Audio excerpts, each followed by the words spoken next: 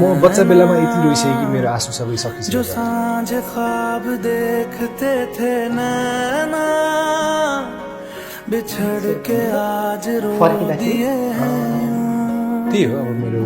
बुवा आमाको जीवनशैली म चाहन्छु कि कसैलाई पनि जो मिल के रात त्यो चिज गुज्रिसकेपछि अहिलेको लाइफको प्रब्लम्सहरू चाहिँ मलाई सबै साह्रो हुनुहुन्छ शहर में पल के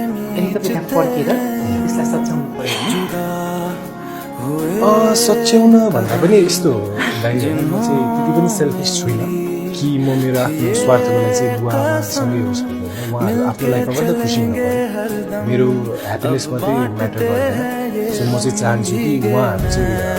खुसी होस् सो म केही पनि चेन्ज गर्न चाहन्न उहाँहरू नै खुसी हुनुहुन्थ्यो भने म आफ्नो खुसीको लागि किन उहाँहरूलाई